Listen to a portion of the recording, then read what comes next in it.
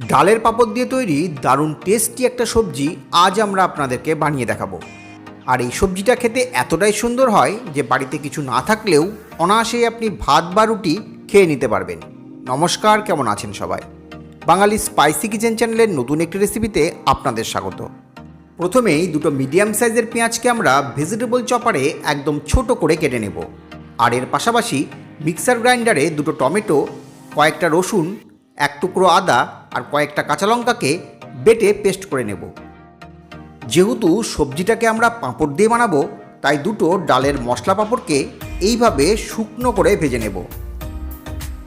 এবার একটা বাটিতে কতগুলো শুকনো মশলাকে একসাথে মিশিয়ে একটা মশলার পেস্ট তৈরি করে নেব।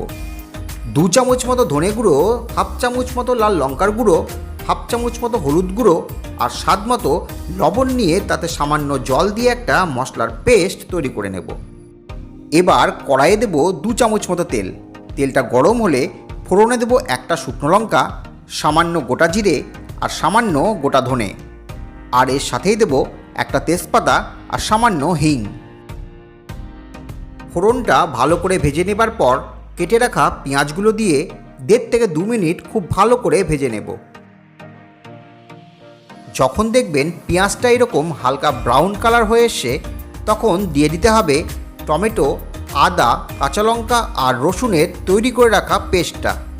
এবার 2 থেকে 3 মিনিট খুব ভালো করে কষিয়ে নিতে হবে, যাতে টমেটো আর রসুনের কাঁচা গন্ধটা একদম চলে যায়। যতক্ষণে মশলাটা কষছে ততক্ষণে আমরা শুকনো করে ভেজে রাখা পাঁপড়গুলোকে এইভাবে ছোট ছোট করে ভেঙে রেডি করে নেব। যখন দেখবেন এইভাবে তেল ছাড়তে শুরু করেছে, তখন দিয়ে দিতে হবে গুঁড়ো মশলার পেস্টটা। গুঁড়ো মশলার পেস্টটা দেবার পর আরও 2 থেকে 3 মিনিট কষিয়ে নিলেই সবজির মশলাটা আমাদের একদম রেডি হয়ে যাবে। মশলাটা ঠিকঠাক মতো কষে গেলে দিয়ে দিতে হবে ঝোলের জন্য জল। তবে জলটা কিন্তু একদম বেশি দেবেন না, কারণ পাঁপড়গুলোকে বেশি সেদ্ধ করার একদম প্রয়োজন হয় না।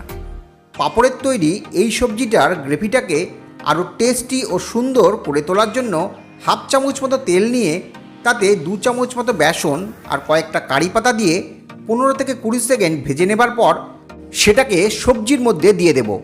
এইভাবে বেসন দিয়ে দেখবেন সবজির টেস্টটা আরও বেড়ে যায়।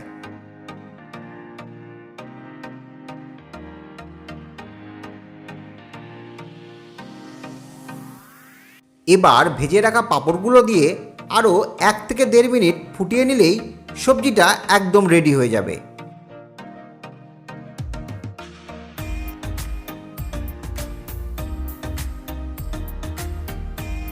পাঁপড়ের এই রেসিপিটা খেতে এতটাই সুন্দর হয় যে ভাত বা রুটি খাওয়ার জন্য মাছ মাংসের দরকার হয় না। তো আজকের রেসিপিটা আপনাদের কেমন লাগলো তা কিন্তু কমেন্ট বক্সে জানাতে ভুলবেন না। আর ভালো লাগলে একটা লাইক ও শেয়ার অবশ্যই করবেন।